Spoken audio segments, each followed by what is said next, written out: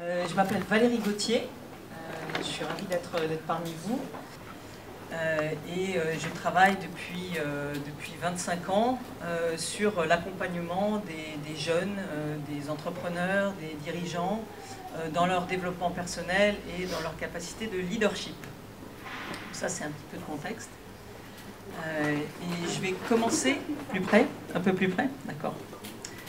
Et en fait, je vais commencer par un extrait de poème qui est la source d'inspiration de tout mon travail. C'est un poème, je suis sûre que beaucoup d'entre vous le connaissez.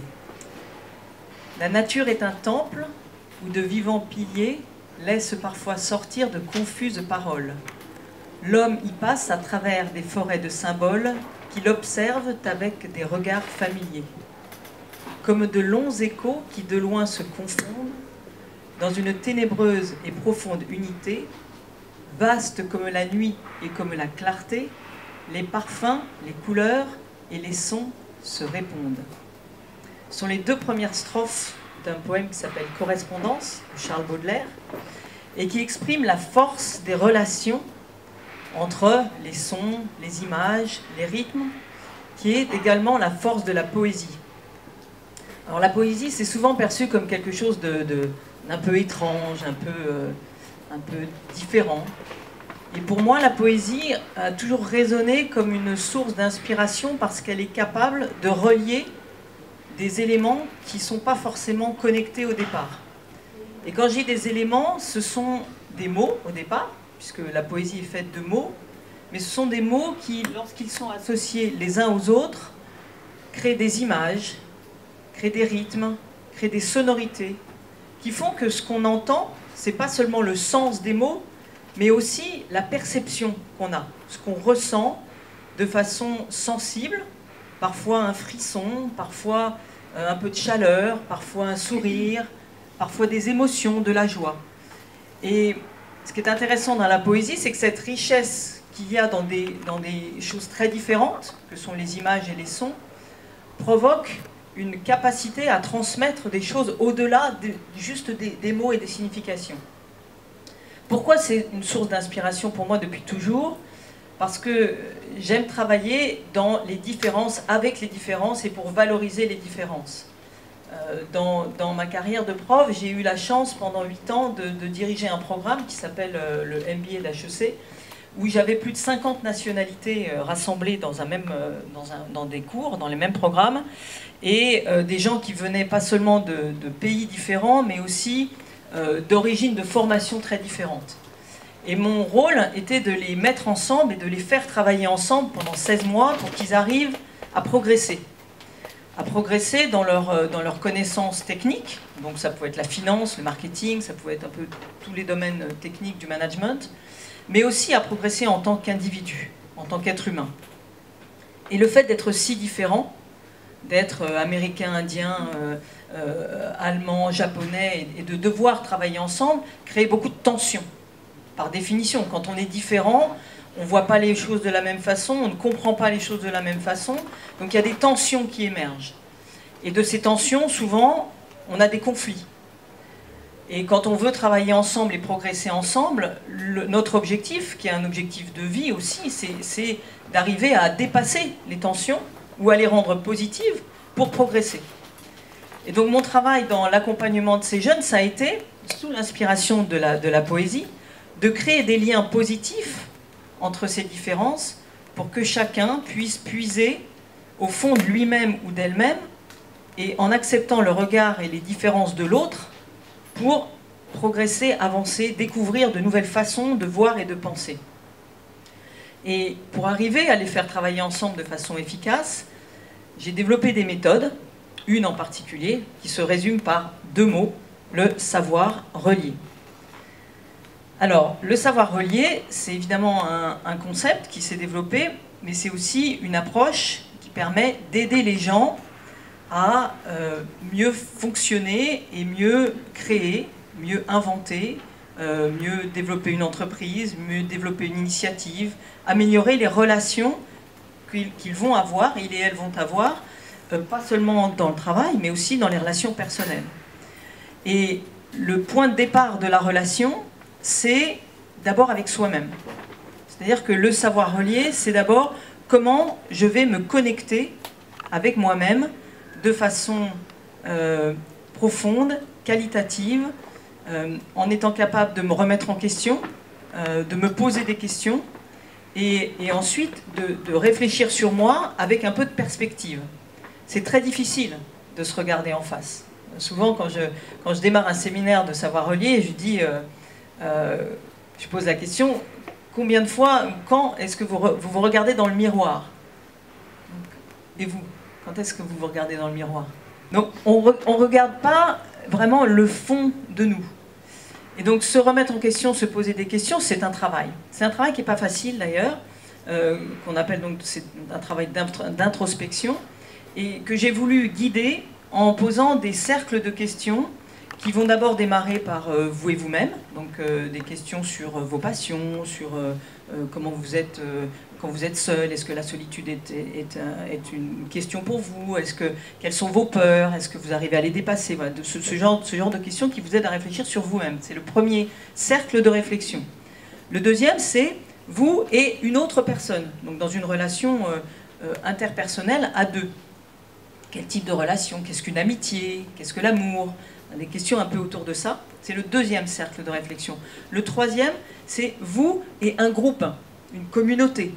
Donc une communauté, ça peut être votre famille, ça peut être votre environnement de travail, ça peut être...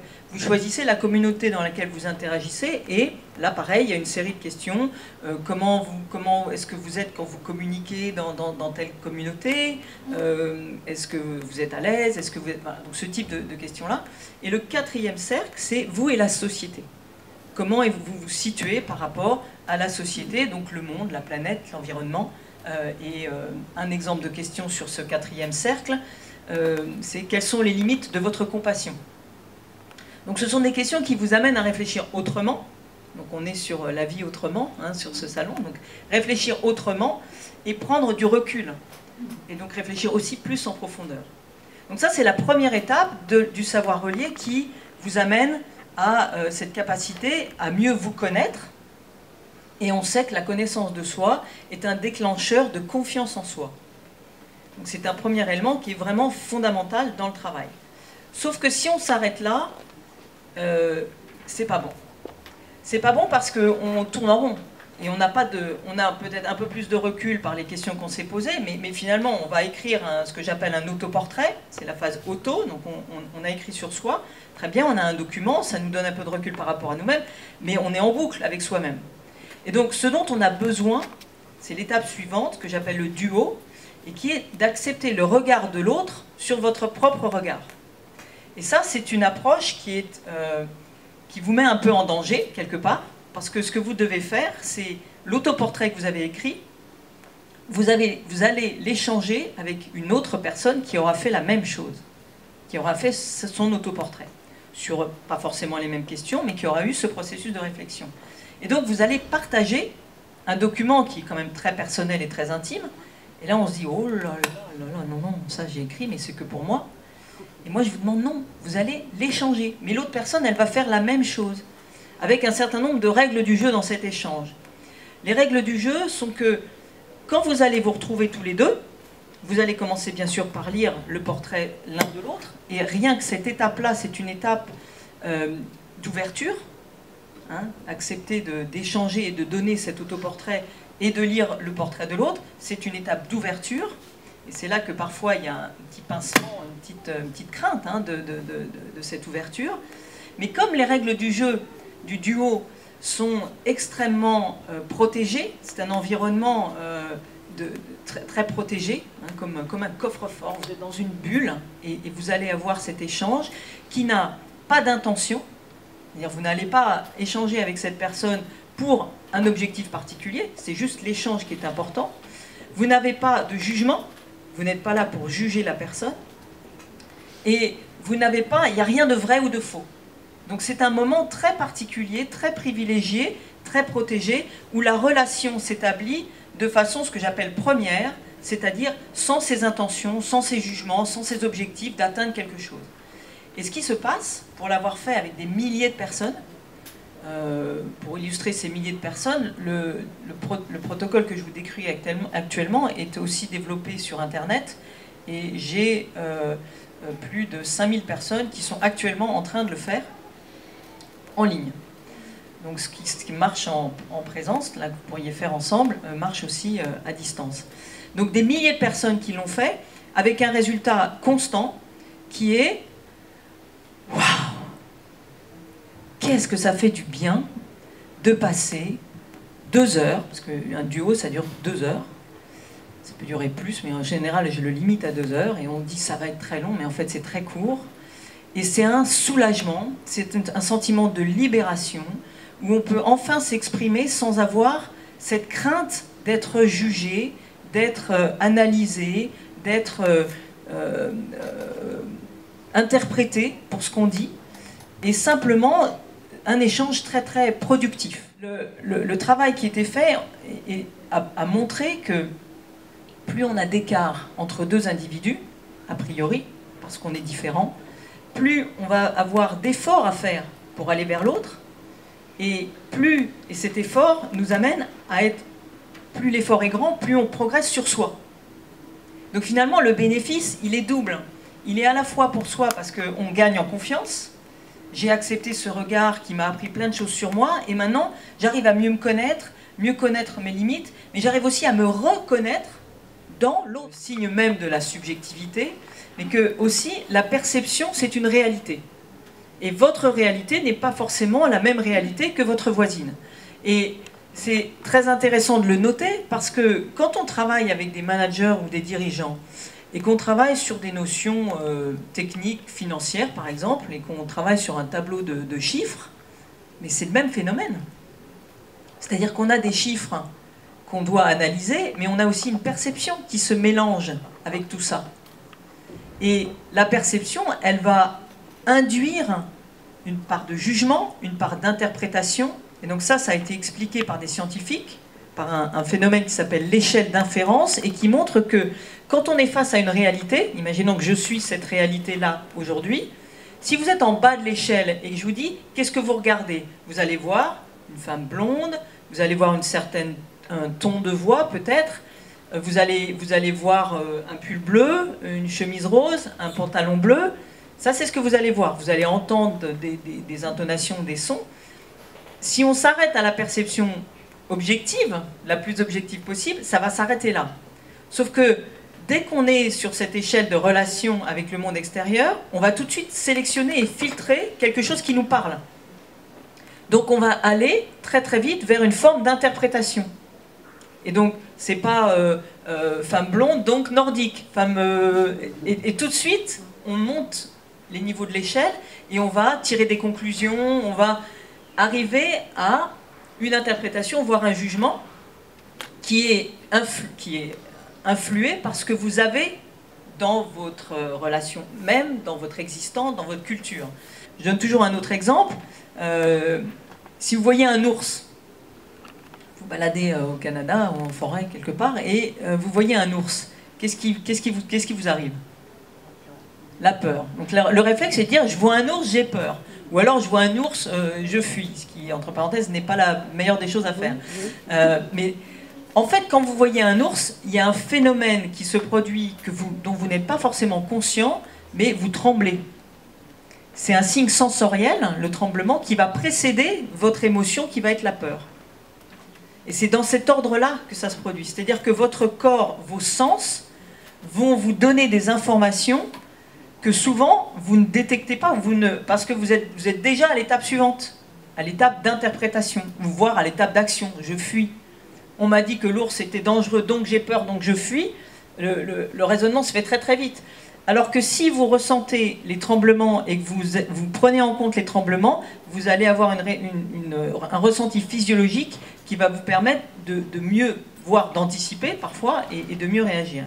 En revanche, quand on commence à travailler ces dimensions, d'abord par une prise de conscience que on mélange tout, que quand je vous demande de dire ce que vous voyez, vous allez bien au-delà de la vision, de ce que vous voyez avec vos yeux, vous êtes très très vite dans un ressenti ou dans une interprétation et dans cette confusion. Eh bien, pour eux, ils sont toujours dans l'analytique et ils ne viennent jamais ce qu'on appelle le premier niveau de la relation, qui est vraiment, qu'est-ce que vous êtes en train de me dire? Qu'est-ce que c'est pas ce que j'entends, que j'ai envie d'entendre, mais qu'est-ce que vraiment vous me dites? Et à partir de là, on améliore, la qualité des relations, c'est-à-dire dans l'échange que je vous ai décrit tout à l'heure, dans l'autoportrait et le duo. Dans ce moment de duo, il y a effectivement de l'empathie, c'est-à-dire une véritable écoute pour ce que dit la personne et pas pour ce qu'on a envie d'entendre. Il y a une capacité à être beaucoup plus proche de cette réalité telle qu'elle est, et donc une capacité à mieux se comprendre, et donc à mieux se respecter, et donc à mieux travailler ensemble. Et quand il y a des décisions à prendre, et même des moments difficiles à affronter, des tensions, eh bien on est beaucoup plus capable de dire les choses. Et je résume tout ce travail par des caractéristiques que le travail sur la sensibilité, la sensorialité va développer chez les individus, qui sont 3 mots, il y en a un qui est anglais et les 2 autres marchent dans les 2 langues, parce que tout le travail que j'ai fait était surtout en anglais. Le premier mot, c'est genuine. Je ne sais pas si vous avez déjà entendu ce mot en anglais. Genuine, c'est un mot qu'on ne peut pas traduire parce qu'il a plusieurs sens. Il veut dire l'authenticité. L'authenticité vraie, une forme de complétude, il y a une forme d'intégrité dans le mot genuine, et donc qui a authenticité, une forme de transparence, une forme de capacité à... Et donc ça, c'est la première caractéristique que développe ce travail sur la capacité à être plus ouvert sur les sens et le respect de la perception de soi et de l'autre. Premier mot, genuine. Le deuxième, c'est, je vais l'écrire, en fait c'est 3 gen, G-E-N. Genuine. Donc on peut le traduire par authenticité, mais ça ne suffit pas. Le deuxième, c'est généreux. Alors, generous en anglais. Généreux, alors, je vous ai dit que je travaillais sur le leadership.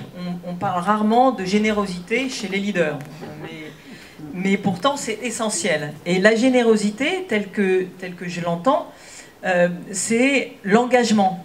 C'est le don de soi, le don de son temps, la générosité dans le rapport à l'autre, c'est la capacité à s'engager, c'est la capacité à fédérer. Il y a une part d'altruisme dans la générosité, donc c'est ça, hein, c'est pas la générosité, je donne de l'argent à des charités ou autres. Et le troisième G, c'est generative. Et il faut que les 3 aillent de concert, parce que le troisième, c'est la capacité à créer. La générative dans le sens générateur de ce qu'on veut, mais de valeur.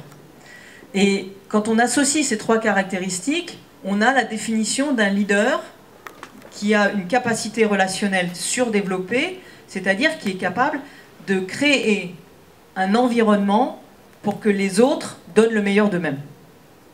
Et pour moi, c'est ça le leadership. C'est pas le leader dans sa tour d'ivoire qui va diriger et qui va mener son monde, mais c'est quelqu'un, et il n'y en a pas qu'un, dans une organisation, il y en a beaucoup, et le leadership, c'est pas seulement quelque chose de hiérarchique, c'est quelque chose qui est diffus, qui est partout dans une organisation, et qui a vraiment cette volonté de créer les conditions pour que chacun donne le meilleur de soi-même.